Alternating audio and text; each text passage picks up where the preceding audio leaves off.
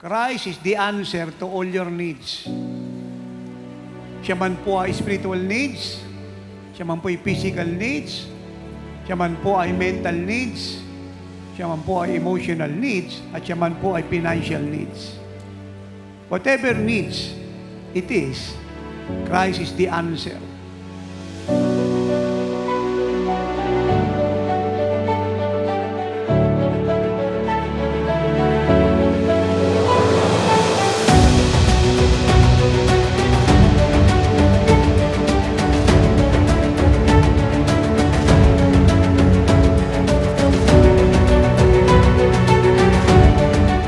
Brothers and sisters in Christ from Luzon, Visayas, Mindanao, and all over the world.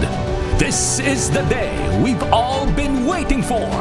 Grandes! Gloria! Victoria! Forever blessed! Heaven heralding! Living like Jesus! 35th anniversary!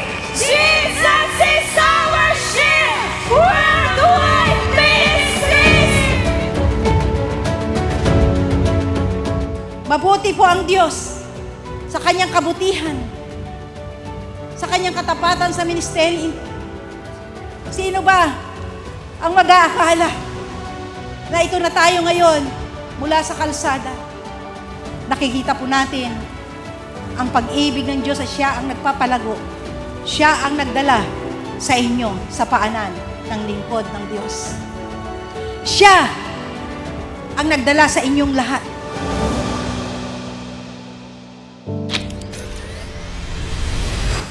Be ready for the greatest event unlike any other throughout the history of this born from God's very heart ministry.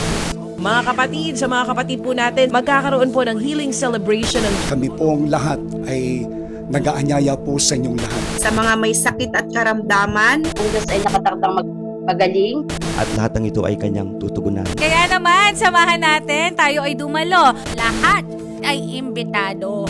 Ang ilang basa atin ay naghahanap ng lunas sa mga karamdamang hindi na masolusyonan dahil sa darating na ika-13 ng Oktubre. Pinagdiriwang ng Jesus is Our Shield Worldwide Ministries ang kanilang ika-35 anibersaryo. Makakasama po natin si Prophetess Sheena Velarde Carrillo. Malugod po namin kayong inaanyayahan sa grande celebration na to. The ministry that lives in supernatural carries the greatest mandate of all, walks in perfection. Glory to God! Glorious, victorious, heaven heralding, open heaven, Living Like Jesus Church, Jesus Worldwide Ministries, finalizing the mandate.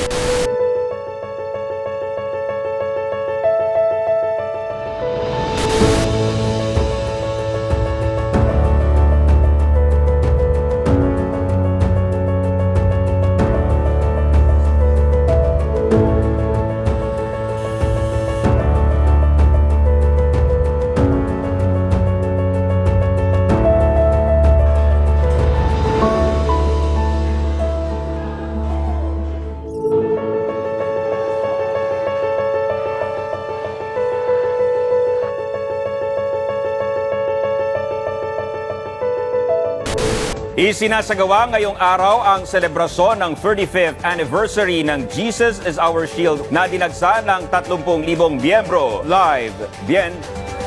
Alam mo, Dominic, hindi alintana ang mainit at maalinsangang panahon na nakiisa sa selebrasyon dito sa Marikina Sports Center.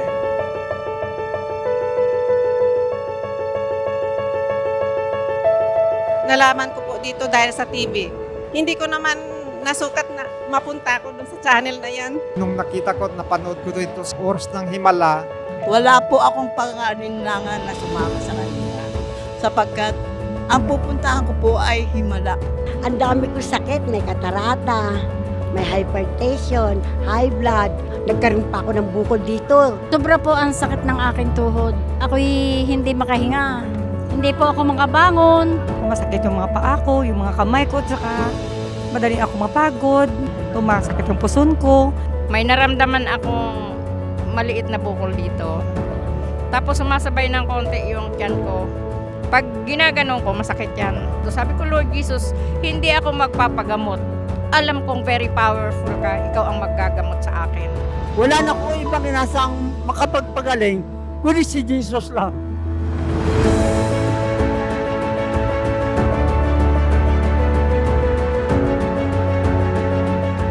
Upang si Jesus po ay inyong maranasan at lahat po ng benepisyo ng krus ng Kalbaryo na kanyang binayaran para sa inyong lahat ay matanggap ninyo. Kinakailangan siya po ipapasukin nyo sa inyong mga puso. Kinakailangan kayo po yung maging tirahan ng Diyos upang kahit saan kayo pumunta, ay magiging matagumpay kayo.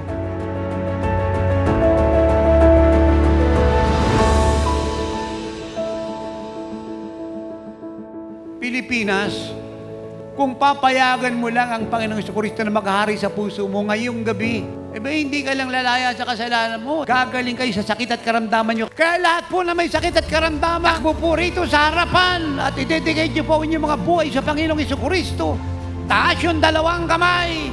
Bakit tatagal pa po yung inyo pong dinadanas na hirap? Kinuhanan ni Kristo sa krus ng Kalbaryo yung lahat ng inyong karamdaman. Sa kanyang mga sugat kayo po'y magaling na. Hallelujah!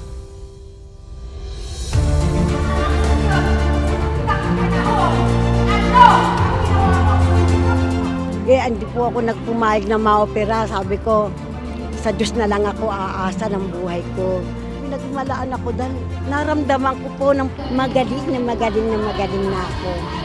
Nawala ang sakit ng aking mga tuhod at yung aking batok at yung ay pangangatal ng aking katawan.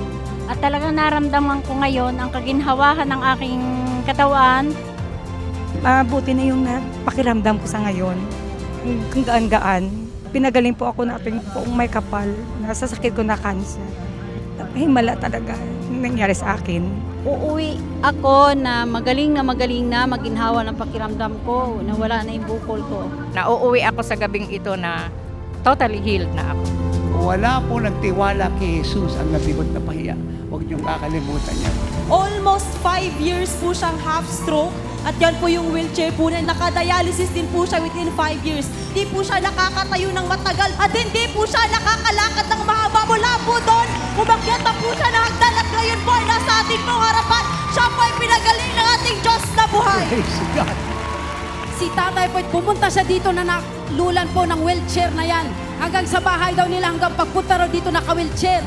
To God be the glory. Siya po'y umakyat na dito, naglakad na kahit walang alalay. Sige po, lakad. Isang taon na po siyang may stage 4 lung cancer. Si ate na isang taon hindi tumatalon. Talon ng talon ng talon ng talon. Pinagaling! Pinalayas siya ng ating Diyos na buhay. Hallelujah! Nararamdaman pa kayo? Palakpakan po natin si Jesus. Hindi lang po nawala yung ganito kalaking bukol ni Nana. Yung problema sa 200,000, wala na rin. 2 milyon na po yung naubos, di gumagaling. Kulong cancer. So wala na kayo nararamdaman. Wala na bukol. akong nararamdaman. Kaya niyo tumakbo. Sige.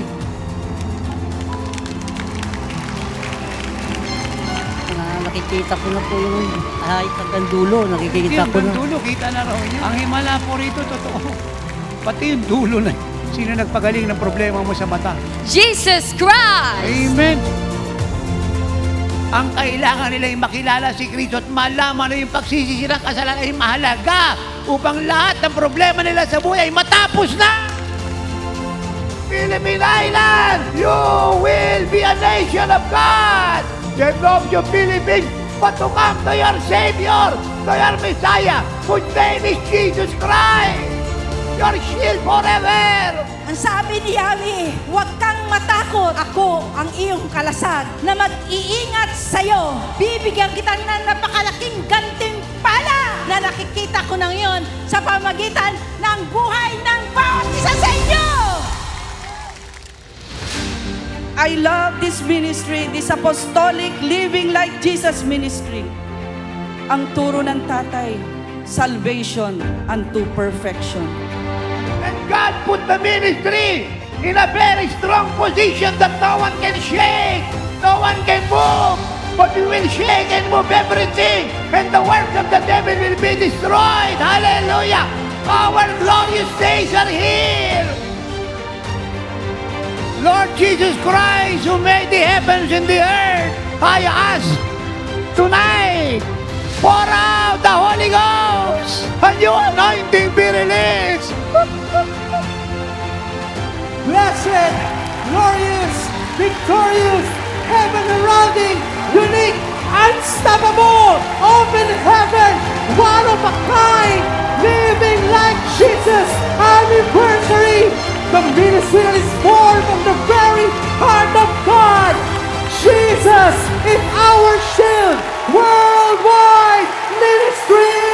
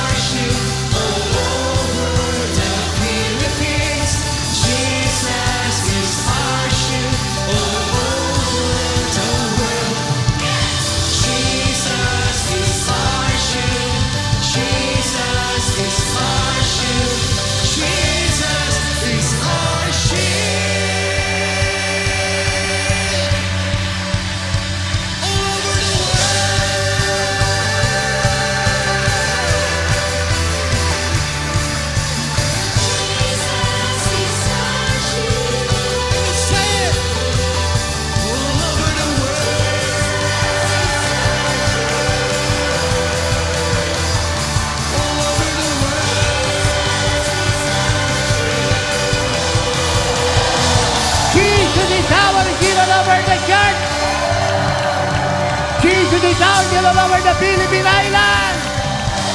Jesus is our healer over Asia. Jesus is our healer over the world.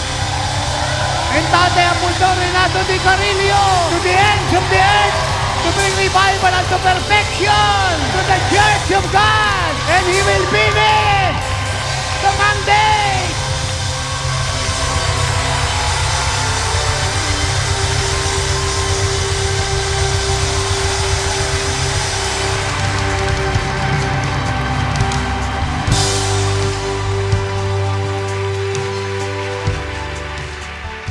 So hanggang ngayon ay na-overwhelm pa po tayong lahat sa kamangha-mangha, pagilagilala sa walang kaparis na ginawa ng Diyos sa ating nakalipas na ika-35 taong anibersaryo ng GCIC Worldwide Ministries ang Ministeryong Sinilang sa kanyang puso na nagpala sa Pilipinas, sa Church sa bansang ito sa buong mundo, na kung saan ay pinapatotohanan ng Living Like Jesus ay totoo.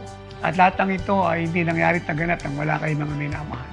Kaya mula sa kaibuturan ng aking puso si Nanay Ellen, ang aming buong pamilya, ang mga staff, ang ating mga pastor, ang bumubuo ng leadership ng GCIC Worldwide Ministries.